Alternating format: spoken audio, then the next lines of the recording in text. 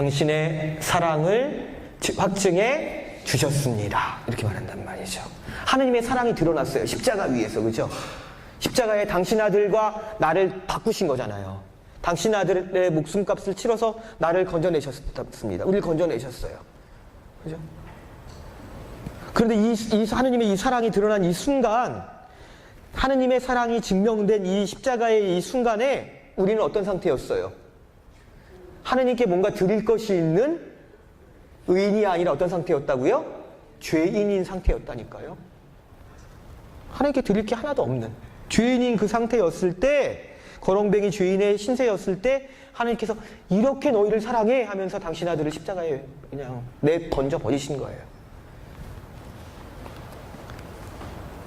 하느님의 사랑의 절정인 이 순간에 우리는 그분의 사랑이 어떤 것인가를 볼 수 있는 겁니다. 내가 충성했기 때문에, 내가 헌신했기 때문에, 내가 뭔가 하나님께 봉헌한 게 있기 때문에, 내가 죽자고 그냥 하나님께 청했기 때문에 우리가 하나님께 사랑받는 게 아니라, 왜요? 왜 사랑받는 겁니까? 왜 은혜 받는 거냐면요, 그냥 하나님이 그렇게 작정하신 거예요. 그렇죠? 내가 드린 게 하나도 없는데도 불구하고. 그게 하나님의 은혜입니다. 은총입니다. 여러분, 하나님께 은혜 받고 싶잖아요. 그죠? 하나님의 은총을 우리가 받기를 원합니다. 그럼 은혜와 은총은 누구에게 내려오는가? 누가 은혜와 은총을 받겠습니까? 누가 받아요? 누가 받을까요? 은혜와 은총은 누가 받냐면요, 속성상 은혜란 뭐냐면요, 받을 자격이 없는 사람에게 주시는 게 은총의 속성이에요. 은혜는. 하느님의 은혜를 내가 받기를 원한다 하면 어떻게만 되면 되는 거예요? 자격이 없으면 돼요. 그러니까 무자격자가 우리 신앙 안에서는 무자격자가 우월한 것입니다. 세상의 논리와는 다르죠, 그렇죠?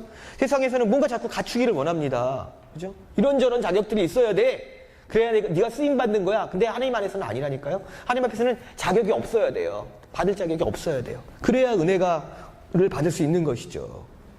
근데 우리는 자꾸 세상의 생각에 사로잡혀서 뭔가 자격이 있어야 돼. 받을만 해야 돼. 사랑받을만 해야 사랑받는 거야. 그렇게 생각한다니까요. 하느님께서 우리에게 은혜를 베풀어 주신다, 은총을 주신다고 하는 말은 무슨 뜻이냐? 나는 하느님께 드린 게 하나도 없어요. 드릴 수도 없어. 그죠? 나는 하느님께 별로 충성스럽지도 않아요. 나는 미사를 밥 먹듯이 빼먹어요, 어떨 때는. 나는 그냥 어쩌다가 기도해요, 그냥.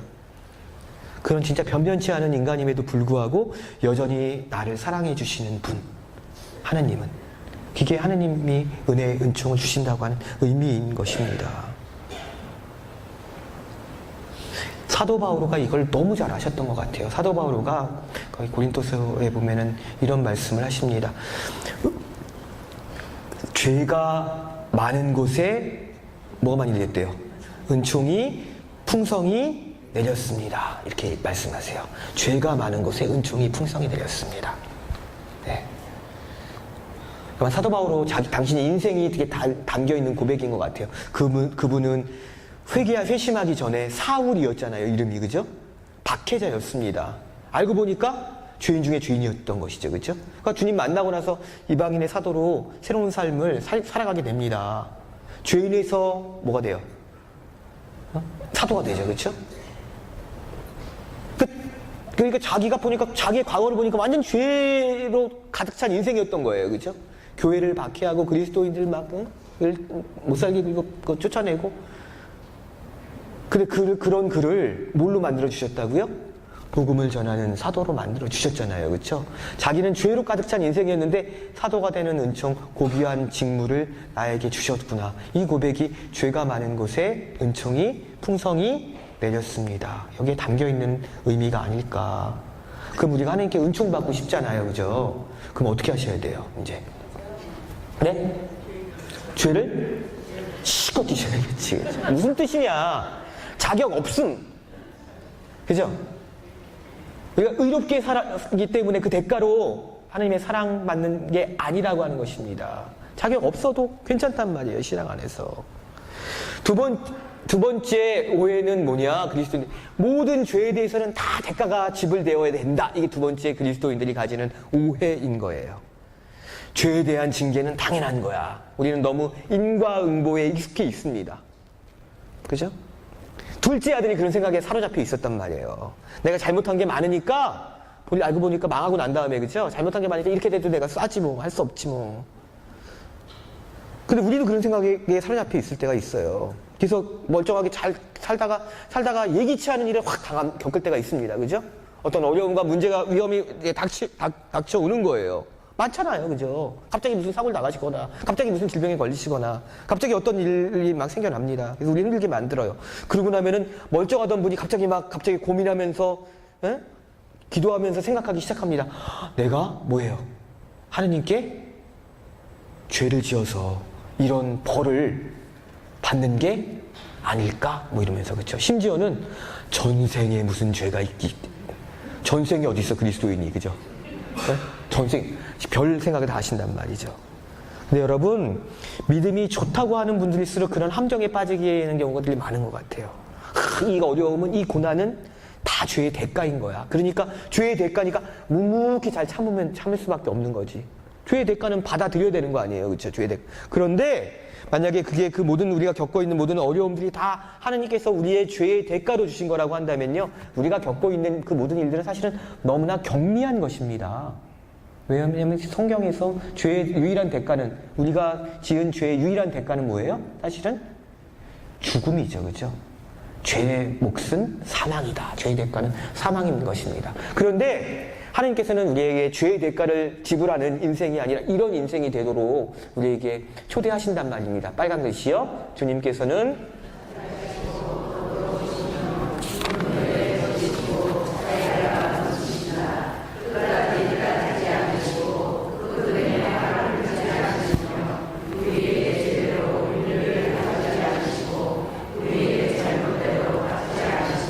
우리의 죄악대로 갚지 않으시겠대요. 잘못이 없는 것이 아니지만, 그죠? 잘못이 없는 것이 아니지만, 죄가 없는 것이 아니지만, 없는 것처럼 대해주시겠다는 거잖아요. 하느님의 사면입니다. 그죠? 사면이 지워버리는 거잖아요. 죄가 이 사람의 전과를 지워버리는 것이잖아요. 우리는 하느님께 사면받은 사람들입니다. 고해실 안에서, 고해실 여기 어디 있어요? 이쪽 집은? 저 집, 저기 있나요? 여기 있나요? 고해실. 고해실 들어가실 때와 나오실 때 그래서 달라지시는 거잖아요. 그렇죠? 들어가실 때는 죄인으로 들어가지만 나올 때는 하느님께서 인정하는 의로운 사람으로 나오는 것입니다. 이게 그리스도 교회의 신비잖아요. 그렇죠? 여러분, 모든 성인에게는 과거가 있다. 이런 말 들어보셨어요? 모든 성인에게는 다 뭐가 있대요? 과거가 있대요. 과거가. 프란치스코 성인 생각해 보세요. 그렇죠? 위대한 성인이시지만 과거가 휘황하셨죠. 그렇죠? 아우구스티노 성인 대단하셨죠. 그렇죠? 우리가 알고 있는 모든 성인들은 다 과거가 있는 것입니다. 그렇죠? 성인, 거룩한 하나님의 사람이 됐단 말이에요. 그렇죠? 또 한편으로는 모든 죄인에게는 다 미래가 있는 것입니다. 이게 그리스도 교회의 위대함이잖아요. 그렇죠? 죄인이 성인 되는, 고해실 들어가실 때는 우리가 그냥 그런 삶을 살았던 모습으로, 죄인의 모습으로 들어가지만 나오실 때는 의인으로 변화된 모습으로 하나님의 은혜를 입은 사람으로 나오시잖아요. 그죠? 그런데 고해실에 들어가 있을 때 보면 이제 대금식이니까 이제 열심히 판공성사 또 하시겠죠. 그죠? 보면은 참 별고해가 다 있죠. 그죠? 들어가면 본당 신부님이 목소리 알아들을까봐 막 스님 언님 뭐 이런 말 음성 변조하시고, 그죠? 그럴 필요가 없단 말이에요. 여러분, 비포와 애프터가 분명해야 됩니다. 그죠? 비포와 애프터가. 제가 우리나라에서 성형외과가 제일 많은 그 거리 있죠. 신사동. 예? 압구정동, 그 현대백화점에서 쭉 거기 그쪽 본당에 잠깐 있었거든요. 거기 3번 출구, 지하철역 3번 출구로 싹 나오면은요, 그 양쪽 지하철역 올라가는 그 옆에 벽에 포스터, 광고판이 그냥 즐비한데 다 성형외과 광고예요. 하느님 날 만드시고 선생님 날 지으셨네. 뭐 이거죠. 그쵸? 근데 그 광고의 대부분은 뭐냐면 수술 전, 수술 후. 그쵸? 수술 전, 사람이 아니야. 수술 후, 전지현, 김태희 막 뺨치게 얼굴로 바뀌었어요. 야, 이렇게 수술 전후가 이렇게 달라질 수 있으면 그 비용을 지불해서라도 그 고통을 감내해서라도 한번 해볼만 하겠는데 사람을 유혹하는 거죠. 그죠? 나도 한번 수술 때 선생님에게 기술을 믿고 한번 누워봐?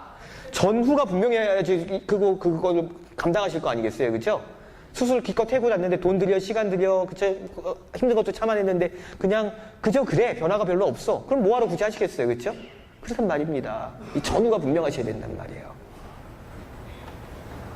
하느님 앞에 나올 때와 나오기 전과 나온 이후, 그분을 만난 이후의 삶이 분명히 변화되어야겠죠. 그쵸? 일주일 동안 주님 앞에 나오기 위해서 주일날 가야 되는데 한 주일 동안 삶이 쉽고 호락호락하지 않습니다. 그죠? 얼마나 어려워요. 어려운 일도 많고 마음대로 생각대로 안 돼가지고 막 그죠?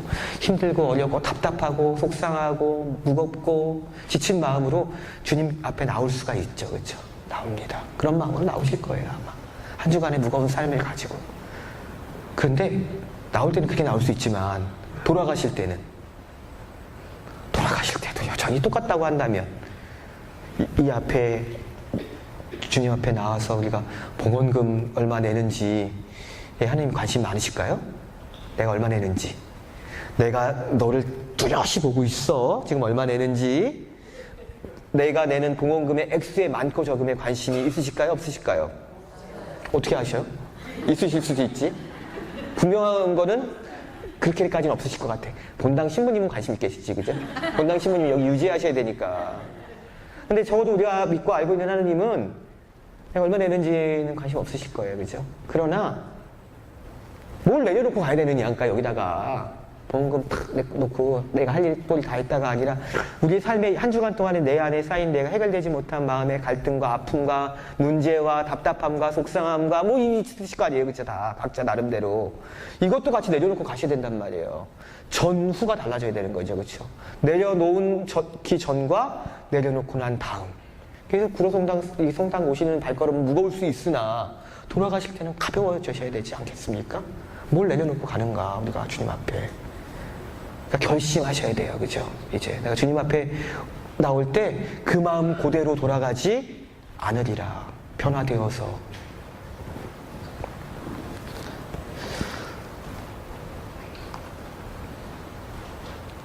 이게 둘째 아들에게서 우리가 발견할 수 있는 아버지에 대한 오해였고 그 오해는 우리 안에서 이렇게 반복될 수 있다는 것이죠.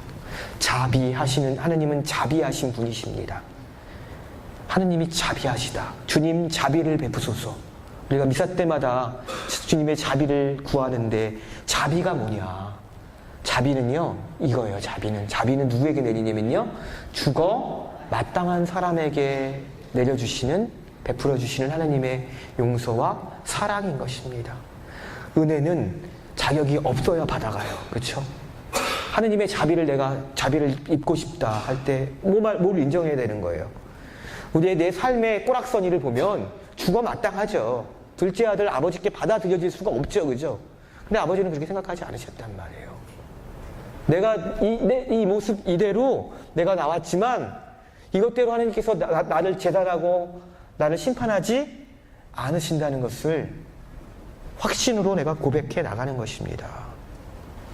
하나님께서는 우리의 그런 죄스러운 인생을 십자가에 다 못 박아 버리심으로써 우리를 자유롭게 살도록 해방시켜 주시는 것입니다. 거기에 더 이상 묶여있지 마 이거죠. 그렇죠? 너는 그 과거에 그 지긋지긋한 옛삶에 묶여있지 마라 이거죠. 그래서 그 하나님께서 구원해 주신 그 생명을 충만히 누리라고 그 생명의 열매를 우리가 맛보면서 살아가라고 그렇게 불러서 초대해 주셨다는 거예요. 그래서 우리가 고해실 문 딱 닫고 나올 때마다 우리가 주님 앞에 머물다가 돌아갈 때마다 하나님께서 나의 과거의 이 모든 삶의 무게를 치워주시고 이제 하나님께서 그것을 다시 캐묻지 않으신다는 것을 받아들이는 것입니다. 근데 문제는 다른 데는 거는 그렇게 잘 잊어버리면서 그 문제 부분에 있어서는 하느님보다 기억력이 우리가 더 좋을 때가 있다는 거예요. 결국 고해실에 들어갈 때는 열심히 하고 이제는 다시는 그죠? 여기에 내가 묶이지 않을 거야 하는데 고해실 문 딱 닫고 나온 순간 다시 나도 모르는 사이 옛삶으로 돌아가 버리는, 그걸 다시 끄집어내요. 그렇죠? 그 답답함을, 그 속상함을, 그 분노를 다시 끄집어내는, 하느님보다 기억력이 더 좋아 우리가. 하느님의 용서는 받아들이겠다고 결심한 이들에게 내려오는 것입니다. 아들은 아버지의 용서를 받을 수 있다고 하는 생각조차 하지 못했단 말이에요. 그죠? 그러니까 하느님도 안 받겠다고 하는 데는 어쩔 도리가 없다는 거죠. 그죠? 전능하신 하느님도 안 받겠다고 하는데 어떡할 거예요? 억지로 주실 수가 없단 말이죠. 하느님마저도. 그래서 우리가 이제 해야 될 일이 뭐냐? 이 하느님 우리가 믿고 있다고 한다면 우리가 해야 될 일은 하느님께 뭔가 해드려야 돼 하는 생각을 하시는 순간 신앙생활은 부담이 됩니다. 그죠?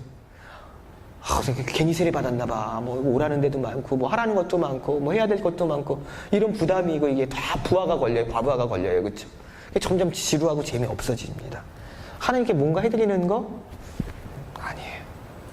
혹은 내가 하나님의 그 용서, 주님의 십자가를 알게 되니까 내가 내 잘못에 대해서 더 많이 반성해야 되나 봐. 반성도, 성찰도 사실은 우리가 반성과 성찰이 없어서 새로운 삶을 못 사는 게 아니잖아요. 그렇죠? 결심 맨날 하는데 잘 안 된단 말이에요. 그것은 그 다음에 문제인 것입니다. 그러니까 막 내가 반성하면서 막 잘 견뎌야지. 그게 신앙생활의 본령이 아닌 것 같아요. 우리가 해야 될 일은 뭐냐? 먼저 해야 될 일은 뭐냐? 하나님께서 앞서 사랑하셨음을 기억하면서 그분의 그 은혜와 자비를, 자격이 없는 이에게 주시는 그 은혜, 주가 마땅한 이에게 주시는 그 자비를 누리기 위해서 빨리 아버지께 돌아가는 거예요. 아들처럼 그 자리에 머물면서 그죠? 돼지 사료 먹는 그 비참한 삶을 사는 게 아니라 빨리 돌아가는 거, 이게 우리가 해야 될 일이라는 것이죠. 가끔 이제 저도 집에 이제 가지 않습니까? 조카가 있어요. 조카 딸이, 큰 조카가 큰 첫정이 들어가지고 큰 조카 이쁘죠. 큰 조카 애가 가면요, 제가 이렇게 배를 누르잖아요. 배를 누르면은 딱 조카가 그냥 귀신같이 알아봐요. 그리고 삼촌 신부 왔다. 그리고 그냥 거의 뭐 버선발로 양말 신은 채로 뛰어나와요. 걔가 삼촌 왔다 뛰어와요. 막 저한테 막 안기고 막 그냥 막 엄청 애교를 떨어요. 근데 그렇게 애교를 떨면서 걔의 눈은요, 우리 조카 지우의 눈은 제 손을 항상 향해 있어요. 눈길을, 나를 엄청 반기는데 눈길은 제 손에, 왜? 뭐 선물 뭐가 사갖고 왔나 우리 삼촌이. 그리고 우리 지우한테 사랑받는 삼촌이 되려면 뭐 어떻게 해야 돼요? 빈손으로 가면 안 돼요. 뭐 사들고 가야 돼. 장난감, 애가 좋아하는 뭐 원피스, 뭐 그죠? 뭐 사갖고 가야 돼. 과자 부스러기라도. 그 우리 조카 지우는요, 애가 는 거죠, 그죠? 엄마의 마음은 왜? 아들이니까, 그렇죠? 그냥 얼굴만 보는 것만으로도 행복하고 기쁘시니까. 또 훌륭한 아들이니까 더 그렇겠지. 뭐. 물론 끝나고 나면 제가 돌아가고 나면 뜯어보실 수 있겠지만 그냥 제가 뭐 들고 왔는지 하나 관심 없으신 거예요. 그냥 저 하나만으로도 만족하는 것입니다. 엄마에게는, 어머니에게는. 우리가 믿고 우리가 섬기고 우리가 사랑하는 하느님은 어떤 하느님입니까? 조카 지우 하느님이에요? 엄마 하느님이에요? 뭔가 내 손에 뭐가 들려 있어야만 내 빈손으로 오지 않았구나 기뻐하고 환영해 주시는 분이 아니라 아무것도 없어요. 보니까 주님께 드릴 게 아무것도 없네? 빈손이네? 근데 그 빈손에 예수님의 십자가 붙들고 나아가고 한다면 얼마든지 우리를 기뻐하고 환대하시고, 하나님 기뻐해 드리는 방법, 하나님 기쁘게 해 드리는 방법이 뭐냐? 간단한 거예요. 어떻게 보면. 그렇죠? 즉각 주님 앞에 나와 있는 것입니다. 하나님께서 나를 부르실 때 나를 기다리시게 하지 않고 즉각 오는 거죠. 그죠? 힘들 때 즉각. 아파요. 내가 아픔이 있어요. 즉각. 외로워요. 즉각. 다른 데 헤매지 말고 하나님께 즉각 돌아오는 그런 우리 신앙의 길을 찾아가시는 여러분들 되셔서 이 대림 시기에 풍성함을 잘 누리시고 우리를 먼저 찾아오시는 주님을 기쁘게 맞이하시는 그런 성탄 되시기 바랍니다. 감사합니다. 들어주셔서.